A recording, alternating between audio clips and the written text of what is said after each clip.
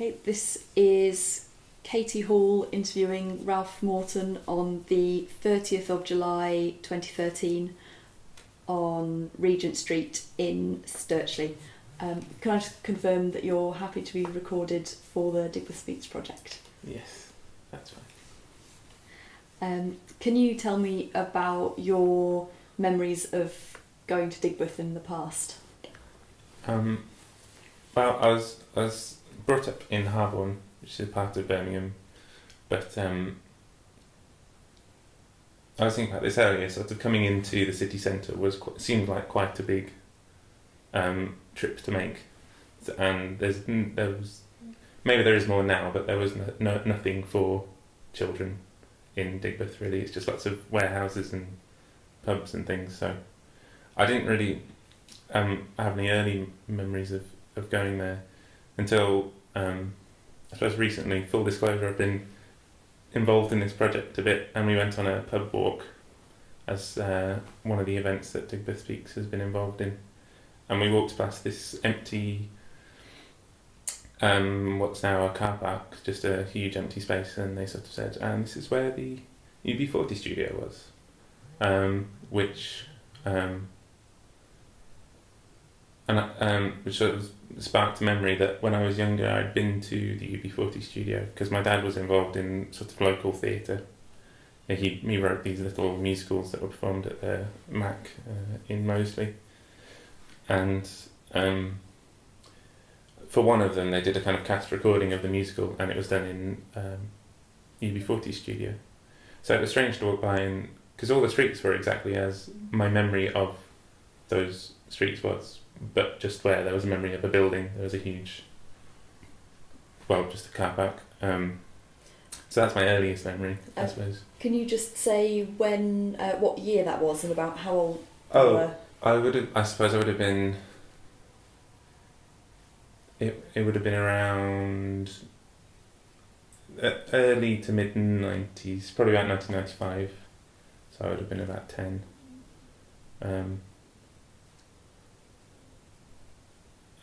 Yeah, because my dad had done a couple of musicals before that, but he'd always just recorded on this fairly simple recording setup in our house, and then so that was seeing it going, oh, this is professional recording, this is where proper people, sort of big professional musicians record.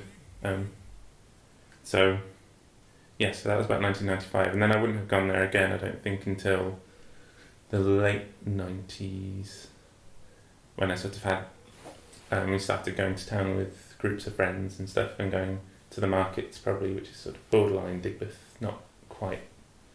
We wouldn't have spent a lot of time in Digbeth itself, I don't think, in those sort of days. But I do remember going down to the markets before it was all redeveloped. And then I suppose I started going there a bit more around the year 2000 for gigs. So I started playing in bands, or going to see bands around then, when I was sort of about just old enough to get into pubs and things. And there was a promoter called the Catapult Club who used to put on all-dayers in the Custard Factory, where the pool is, the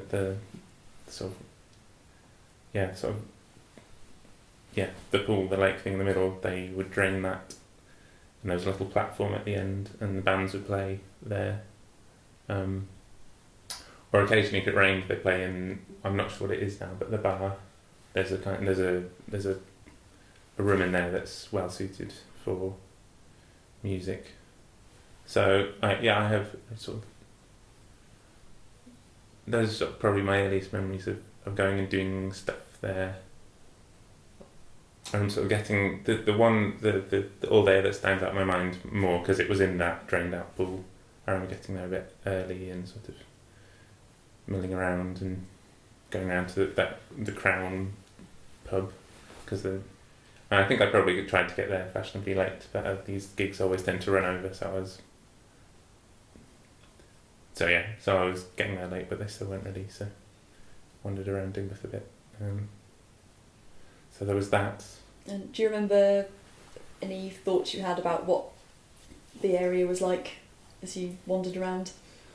I think then, and it's still the case sometimes now, but it was probably more so then, just it seeming like quite a long way. Because you walk a bit out of town and then you think, oh, must be there pretty soon, and then there's just that extra bit to get to the custard factory. And I think if I was wandering there on my own, it would have been during the day actually for an all day, but I might have been a bit wandering out into the unknown territory of Digbeth to go and see sort of bands. It would have been, it was like exciting, but it was sort of an unknown territory when I started to go there for those gigs. But then there was a club night or band nights / club night called Tokyo Lucky Hole, which was in the Market Tavern in Digbeth. I suppose I became more familiar with Digbeth around that time, because that was every couple of weeks or every month or so. What kind of time was that? That was probably 2001, so a similar time.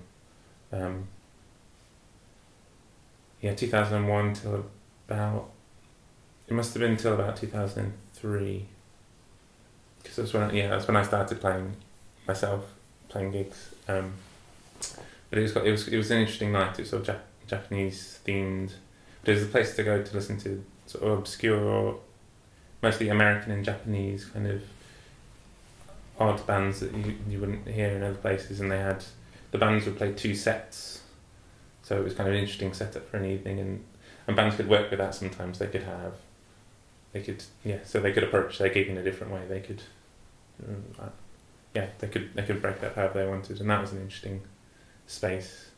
What was the Market Tavern like? Well, it was sort of a very much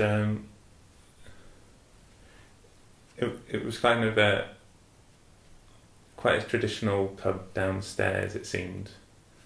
I sort of my strongest memory of the downstairs, I mean, mostly I would have been just walking through to get upstairs where the gig night was, but so mostly sort of old men sat around drinking ale. But I do remember one of my friends, one Christmas, there was a December Tokyo Lucky Hole, and he sort of, as I was sort of trying to run through, they had like Christmas karaoke on, and he was one of my friends was downstairs doing both parts of the duet of Fairy Tale of New York by the Pogues, and is it Kirsty MacColl doing singing, yeah, but distinguishing the male and the female bit by singing the male bit really low and then singing in a sort of falsetto voice for the high bit, and everyone was really enjoying it. But yeah, I remember it as sort of an old man pub downstairs, and then lots of sort of younger, hipper people upstairs, I suppose. But it something about that worked, and it stopped working when the owners changed.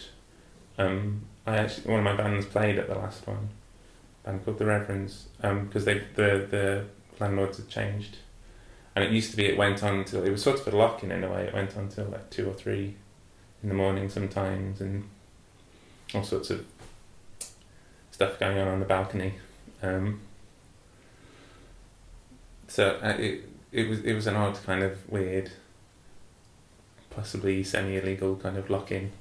And then when the new landlords came in, I remember we were halfway through or towards the end of our set, and they just kind of stormed up and said, "This is what's going on? There's drugs on the balcony and things, and you'll never put on a gig here again." And so that was the last one they ever did there. But then the people, Chris and Penny who ran it, moved over, tried to relaunch it in various places. They did one at the custard factory and the library bit, which I think was around my 18th birthday, and also mixing it up with another night where there was also a club night going on across.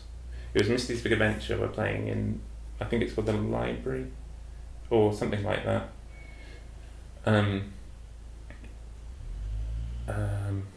And it was kind of it's a big kind of church hall kind of place, and it really didn't suit bands at all, because it was just echoing all over the place. There wouldn't have been enough people in there to absorb any of the sound. It was just a big echoey mess, but it was fun. and opposite there was some kind of club night going on in what was sort of a still undeveloped bit of the custard factory. It was just a big warehouse space so people could. So I think, as I remember it, you sort of walked through a couple of doors and up some unlit stairs, and then there was just a big, completely unfurnished sort of concrete room with someone had set up a little booth to do some DJing, and someone had set up another little booth to sell sort of cans of drink from behind their makeshift bar kind of thing. And then, yeah, and the people who did Tokyo Like put on other little gigs around that time, I remember, but it slowly fizzled out. And moved away from Digbeth and then fizzled out.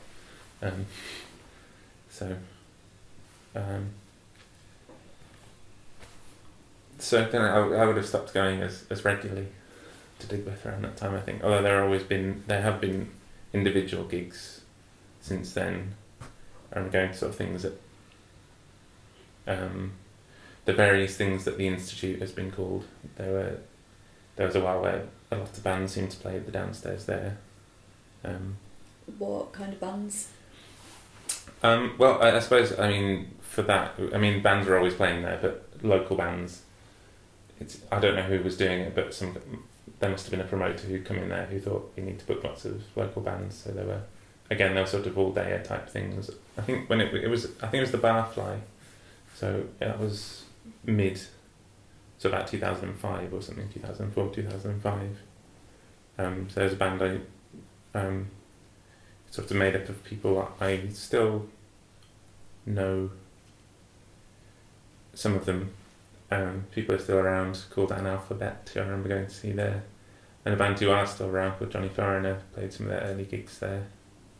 And then, and bands who I vaguely remember sort of getting big, but I can't remember the names of necessarily now. Possibly the Twang. People like that, with bands who get sort of, they move through quite quickly because they get successful quicker than my friends' bands do, because my friends' bands don't tend to be very commercially sort of viable prospects. So they'll be coming through and like everyone will be going, oh, you've seen this rubbish band who are headlining.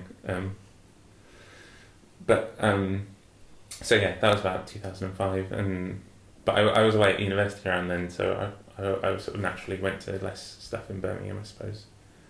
But I did still go to stuff. Like I went to a gig at what was one of the two Spotted Dogs in Digbeth around then. I think it's now the other week it's like a Printworks or something now. And I went to the Spotted Dog that's still there, kind of Irish Spotted Dog, first. And there was some Irish music going on, but not my friend's band. And then just sort of wandered around aimlessly for a bit and ended up at the other Spotted Dog, where I saw a few gigs. But I wasn't, around that time I wasn't really based here at all, so I didn't go to all that much. Wouldn't have been until about 2007 I came back from university, and one of my bands had a lock-up, a band practice space, which we shared with Johnny Foreigner in, I think it was Barford Street, and it was this weird, it didn't look like anything from outside. I went back there recently and it still doesn't look like much from outside, but it doesn't look any different to when it had a sort of thriving practice space inside there. You had to ring a little buzzer, and sort of a man there who it wasn't quite clear if that was his job or.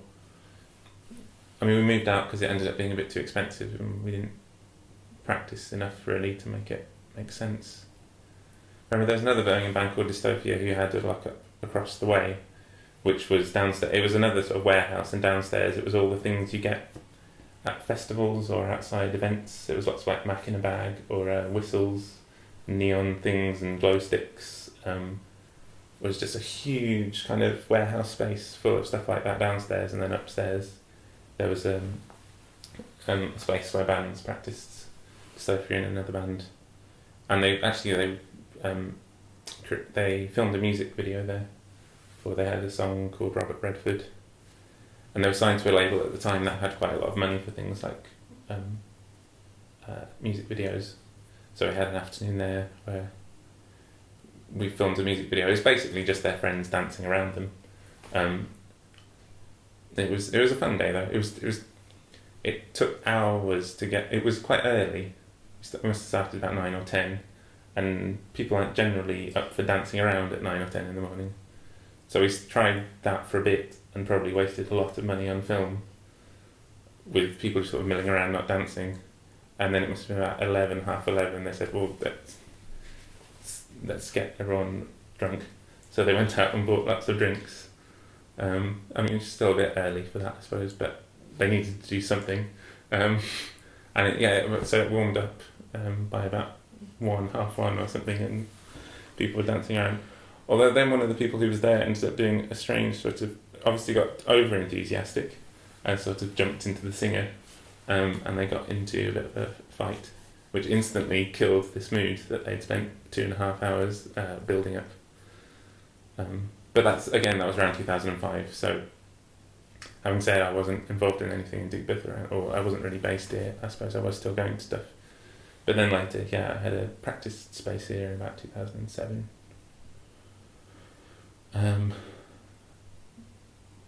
But not for that long. And that's the only time I played a gig in Digbeth as well. We played at the Rainbow. But we didn't really get on with the promoter that well. And our singer got into an argument with the sound man because he kept asking for reverb on his voice. And we'd play something and then it did stop, and the sound man and our singer would say to the sound man, okay, that was good, I just have a bit more reverb on my voice. It's like, yeah, alright. So we'd do something else and we'd stop and go, yeah, no, it sounds fine, but could you put that reverb up on the voice? And the sound man clearly had got annoyed with us because by the time we came on, there was reverb on absolutely everything and you couldn't distinguish any sound at all. It was just like, and yes, it sounded terrible and we played quite badly and we fell out with the promoter. So that's my only gigging experience in Digbeth, which wasn't that successful, I suppose. So after that, I suppose there would have been another gap of not really doing things. I would occasionally go to the club night at what's now the Institute, what was it called? In the Sanctuary, possibly. And touring bands. I would occasionally go and see Sun Kill Moon was one. There's a band called Joan of Arc, played under one of the railway arches promoters who are still around, called It's Just Noise. I'm not sure if the venue might just have been there or if they sort of created it themselves in some way, but I went to see a band called Joan of Arc play to the railway arches. Probably around the same time I went to a club night, which was under the railway arches, but they'd created a beach. They just shipped a load of sand in. But it wasn't really my thing. I only went because some people were sort of saying, oh, we're going to this, but they've made a beach under the railway arches. It sounded intriguing. But I wasn't really enjoying it. And then at some point I thought, well, I'll go and get some cash and see if it's sort of, I don't know. Yeah, well, that was the thing. I'd run out of money, so I went to get some cash, and then I by the time I reached a cash point, I was in the city centre again. It's only a very recent development. There's now a cash point in the new coach station, but I'm not sure when that opened, about 2010. So from all of my time going there from 2001 to 2010, there was no way of getting cash in Digbeth, which was not helpful. So anyway, so I wandered back into town, and by that point I thought, I may as well. It will take as much time to go home as it will to go back to this club night. So there was that. But there seemed to have been more since I've been back here. I've gone to more and more things, like I suppose more arts events more than gigs. I do still go to gigs there, This year I've been to, again, sort of touring people. I went to a rapper called Killer Mike at the Rainbow, which was really good, but it was one where it was a Monday night, and it was, I think about 20 people showed up, but it was good because it was one where he kind of really got into it and made the most of the fact there were 20 people there. Similar, very different music, but a guy called Jim White came and did, a country singer, did the same thing in the library bit of the H&B Institute. Again, maybe 20 people were there, but he seemed to really engage with what audience there was. And there has been, I think that I've been to nights at the Institute where they've tried to launch a new thing where they bring bands in, particularly midweek, and it doesn't seem to take off. It seems to do quite well at the weekend, but yeah, I can't remember who the promoter was exactly, but there was meant to be some kind of launch for student band night at the library in the Institute, and I went, and I was one of maybe 3 people, and the band still played, but I would have understood if they didn't. So recently, I suppose I've been to more art events and film. A lot of the Flat Pack Film Festival happens there, so I've seen sort of various films there. Although I know that it is quite expensive, so I've not been to it. I've heard of all sorts of intriguing things going on in the Flat Pack Festival. I've not always been to the sort of special events or just screenings. But some of the interesting things I did go to were Vivid's moved now to this Minerva Works, but it used to be in a different venue where they had these nights that were organised by, what was his name? It might have been Trevor Pitt, and he did this trio of nights. And the one I went to was called Get Bent.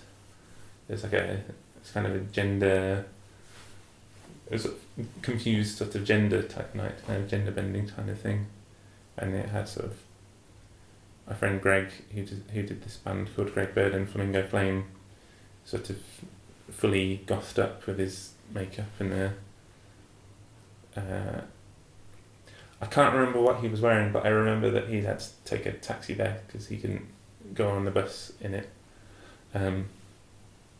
And there were people on the door making people up and taking pictures of them. And that was an interesting. I went to the final one in that series as well. There were 3 of them. I can't remember what the final one was called. And probably around a similar time there was a gig in I forgot what it's. There's a dance studio, but I mean it's for dance classes. It's not for gigs. And like the library thing at the Custard Factory, these kind of huge halls are not really built for music. So it was another one. It had the mirror along the wall. So there was a band called Miss Halliwell who put on a night there, and it was all filmed. I think it's all up on YouTube somewhere. So it's another one of these interesting little events that can pop up in a strange venue in Digbeth. And Vivid was one for it. And I think still is, so I've not been to as much at the new Vivid. But yeah, there's the Trevor Pitt nights, and I went to one. I think it was Lydia Lunch possibly was the main performer, and there was a guy wandering around with I think it was a bird on a stick or something. He was doing all sorts of funny things with the dead animals.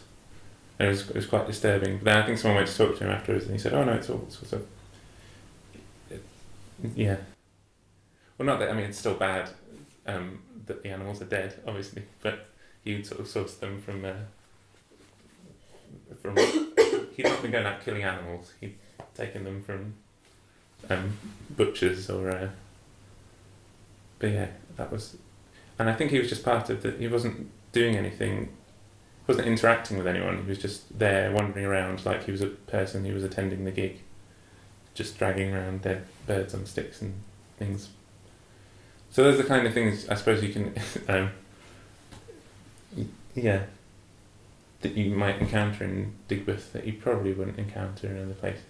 Not even really arts places in the rest of the city, because I suppose they're not really. Although Icon had a gallery down there, they're not really galleries as such. They're just spaces, so you can incorporate sorts of more performance elements and things, I suppose. Yeah, so there were those. And so all of these, I suppose, in the last couple of years, since about 2010, and was it 2012, there was a Holy Mountain Party, which was part of the Fierce Festival, which I think is, I'm not quite sure that, yeah, so, and that was at the PST sort of reggae club,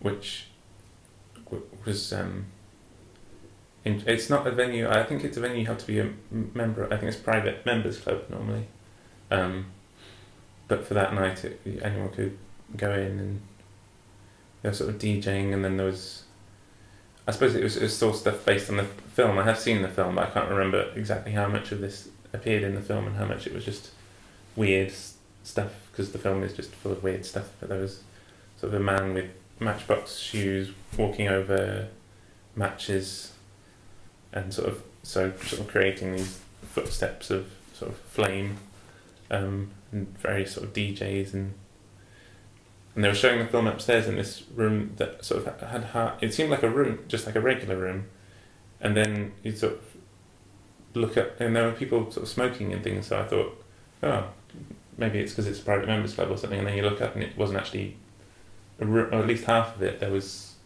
open, like the roof was open out, so there was no roof. Yeah, so that was another very odd Digbeth event. Yeah, and funny sort of projections and things going on, and people dipping their bums in bits of and trays of paint and printing them on the floor. And there was sort of I'm not sure if it's sort of a Rastafarian club or something. There was there was a big picture downstairs that was like the Last Supper, except all of the people at the Last Supper were Rastafarian, or like had dreadlocks, and yeah, it was a weird place, but it was really fun. I know people who go there quite a lot, but I don't. So I've got one friend at least who's sort of quite into his sort of reggae producing, but I think it is mostly reggae nights when it's not open to these weird festivals. So I've not been back since, but I've been intrigued to see what else they do there. Sort of wandered around during the day, and there are always people in there doing. I don't know if they do sort of daytime activities as well. So I suppose that's most of my memories from early, 2001. From being old enough to sort of be there for reasons of my own, rather than me taken there to go to a studio or whatever. But sort of nowadays, I practice there as well. I've got a band who practice at Mother's Studio, which is on Ray Street South. So I'm more involved in the area again, I suppose. I'm there every couple of weeks, at least. In Mother's Studio, there seems to have been, because there were lots of bands who would practice in that other place I practiced on Barford Street. But I suppose because Mother Studio is a bit more of it has kind of social spaces and things where you can play computer games, and there's a little bar and things, so it seems like more of a community of bands there. You'll see the same people there every time you go, and they hold gigs there. There's a thing called El Ghost Fest, which has just been running for nearly a year now, where a lot of the bands who play there play at those, rehearse there. That's been really good, because it's not always the most natural place for a kind of a community to form. Because there are, because it's just such a sort of a funny place. It's not sort of a village. It's not like a Moseley or a King's Heath where you just go there to hang out necessarily. Although when I've been to the custard factory more recently, it seems like more like that kind of a place now, because there are sort of a few cafes and shops, and you could probably spend an afternoon there. But I think maybe it lacked, and probably still does lack a little bit sort of social spaces. Although I think maybe they're getting more. The Paisley Street social I went to as well about 6 months ago. That seems nice. But again, you probably still need to know where to go to find these social spaces in Digbeth, and they're not sort of. It's not as obvious where you would go. I suppose maybe by Millennium Point there's an open green space there, but because it's mostly a huge high street with just sort of lined by various colleges and a couple of pubs. But I suppose unless you know what you're looking for, I'm not sure how you'd find your way into Digbeth. But I suppose the custard factory is probably helping a bit with that. And as I say, there's this little community that's built up in Mother Studio. So I suppose hopefully that continues. They've done quite a lot of work on it recently. It's looking really nice. So whoever's in charge of running that place is clearly. It seemed like they'd spent at least, if not a lot of money, then they put a lot of effort into making it look good. So hopefully that'll continue with whatever the sort of future plans are for Digbeth, because it seems I've not seen exactly which bits are meant to change.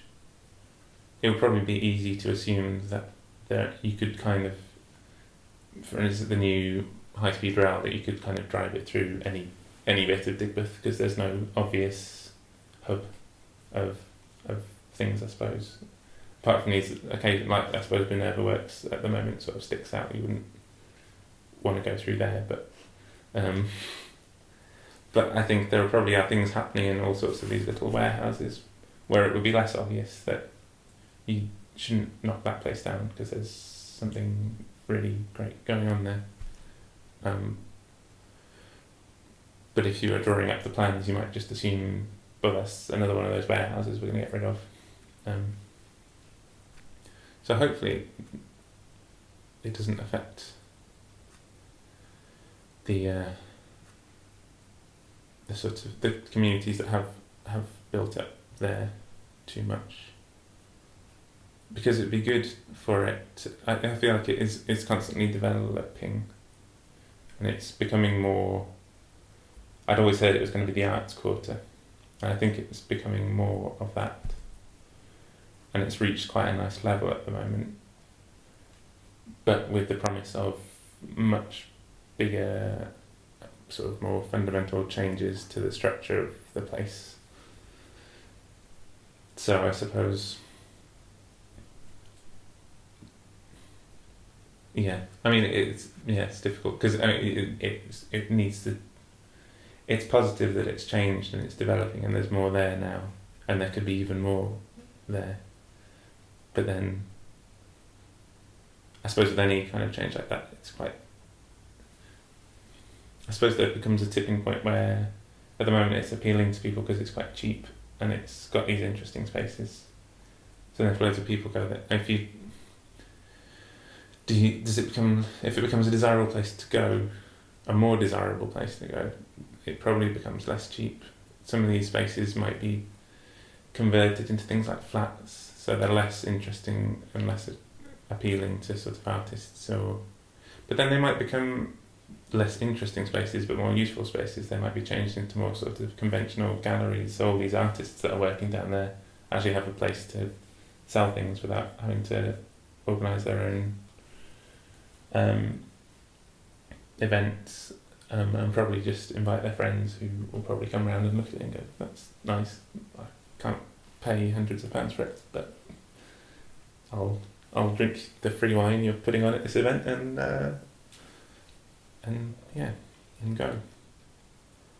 It seems like Digbeth is moving towards what it was sort of promised it would be, in the kind of, there seems to be quite a lot of gigs and events of all sorts of films and art events. One of my friends went to sort of philosophical discussion thing. I met them afterwards, but I didn't get to it for some reason. But and that was just, and it was in the middle of winter, so they were very cold. But they sort of trudged to a warehouse in the middle of Digbeth to discuss philosophy. So it seems like there are lots of these things going on, which is really positive. But then I suppose if people are driven out of Digbeth, they'll go somewhere else.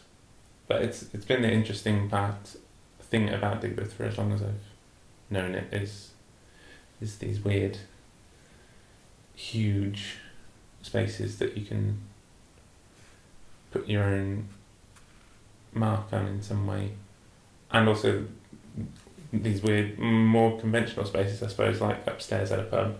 It's just a function room in a way, but it's, and if you walked into the downstairs of the pub, you wouldn't think, oh, there's some obscure Japanese club night going on upstairs. But if you sort of knew where to find it, and as I say, until the management changed, that was a place, the old man ale drinking downstairs sort of worked in perfect harmony with the sort of young, like, stoner kids upstairs, and it was all, it seemed to work. So the sort of industrial plus art, the sort of young and old, it all seemed to kind of cohabit quite well in Digbeth, in spaces that were sort of designed for, sort of not designed for any of it, and sort of perfectly designed for all of it, if that makes sense. Have you got any memories that particularly stand out of things that you've been to or seen, or things that you've done or experienced? The thing that jumped immediately to mind then, though, is maybe it's not. It's more of a personal thing than necessarily about the place. But I mentioned earlier about the Missy's Big Adventure Tokyo Lucky Hole, when they had an event in the empty warehouse opposite, was kind of around my 18th birthday, so that sort of stays with me. When I think of Digbeth, that's one of the things sort of one of my friends was there with, so I tend to be quite quiet about that kind of thing, and then it came out that it was my birthday, and somehow I obtained tequila slammers from somewhere. He just re-emerged with limes and salt and tequila. He was like, it's your 18th birthday, you're going to have some tequila slammers. So that was one. I went to Eel's gig at the Irish Centre. That sort of stayed with me just because it was a really good gig anyway, and then they finished and everyone left. I think this is kind of their shtick anyway, it's just what they do, but we were sort of milling around in the venue, and then someone came out and said, Eels have left the building, and everyone went, well, and they went, not really, here they are, and then they came back out and played to the 10 or so people who were left for another half an hour. That's another fond memory. Again, there's vivid nights before it changed venue, but I'm sure they'll do interesting things in the future. Sort of standouts. Went to some of the Drop Beats Not Bombs events, which are sort of these huge, more sort of dance and hip hop type events that were good, but those were more just impressive on scale. I'm not sure I'd want to go to one again now. I think it was more of because there were just thousands of people flooding the custard factory.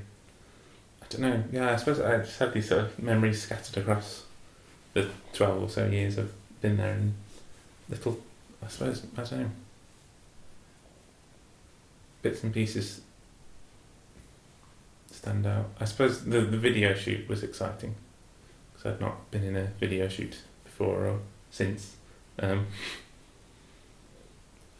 think that's I can't, if there are others, I can't think what they are right now. Although recently it was nice to go on the it was sort of connected to this project, but going on the pub tour of Digbeth, because a lot of, whenever you sort of walk around Digbeth, there's ETC buildings that a lot that sort of were pubs, and that was another one. You would walk past places like, I think, the Printworks place that was a Spotted Dog. I didn't recognise that it's a place. I went to quite a lot of gigs because it's completely painted over now. Or is it the Old Wharf, where I only ever went to one gig, but they had bands' faces painted up on the walls, and it seemed like it seemed surprising that I'd never been there when I was younger. It seemed sort of the perfect place for me when I'd been about 15, but I only went there about 2011. But it's interesting. It's to sort of to learn about sort of the history of Digbeth through pubs was an interesting thing, because I suppose most of the events I've been to have involved going to one of those pubs. The Anchor is one I go to quite a lot now because it's near my band practice space. So it's sort of interesting to learn about the insides of places that you've been for years anyway. So yeah, I suppose events scattered throughout 12 years, but then I've been to a lot of stuff recently. It seems to be sort of reinvigorated in a way, that the area for kind of arts events. I suspect sort of Minerva Works has something to do with that, and the Custard Factory really seems to be doing well. And from my own perspective, I'm always practicing at that Mother's studio, so there seems to be a lot of reasons to go there at the moment. And is there anything else that you kind of like to add that you think you haven't mentioned already? Just kind of any thoughts that occur? I don't know really. I think it'd be interesting, possibly, if this project is to sort of try and record a snapshot of the area in a way, and I mean the history, and a bit of an idea of what the area is like now before it changes. So I think it's an interesting point to record that at, because it feels like things, because there's been a while when there's been talk of it changing, but nothing has. So it feels like it is starting to change now. But I think it'll be an interesting point to look back on. It's still a little bit unclear what the nature of the change will be, how much it will affect the area, how much these plans to redevelop things, when there sort of seems to be no money around at the moment. So is it going to be put on pause again? Is there going to be a radical redevelopment? Is it going to be like that area, the area of between the area between the Anchor pub and the White Swan, which is just it's sort of a forest now, which apparently was knocked down for redevelopment sort of years ago. So it's just as I say, I hope these interesting spaces continue, but I suppose you can't really, it's difficult to preserve that kind of thing. If a place has a particular odd character, it comes out of all the things that make it. It is quite an unusual place, possibly for reasons you can't recreate. You wouldn't build a huge area of warehouses and then say to artists, have a go at taking this over and seeing what you can do with it. So it's sort of unique character comes out of it being a weird sort of an area that was, I mean, it seems like it sort of developed for industry and then sort of abandoned a bit, and then other interesting things came in. So if it is properly redeveloped, yeah, I don't know. It'll be interesting to see what properly redeveloped means. Because if it's a huge redevelopment, then I suppose that weird thing of it being sort of an industrial creative place might have to change. But then presumably that will just move on to somewhere else. But as I say, there's always promise of the area. There's always talk of it being developed into something else. So it'll be interesting to see just how it develops and if it develops, or if you could do this project again in 10 years' time and there'll be people saying, well, people have been saying since the early 2000s that something was going to happen in Digbeth, and it still hasn't. But I think it seems to be sort of thriving at the moment in certain ways, in sort of creative ways, for gigs and for art stuff. Yeah, it's just hard to know what's coming next. I don't really know how to conclude that thought, but it'll be interesting to see what happens next with it.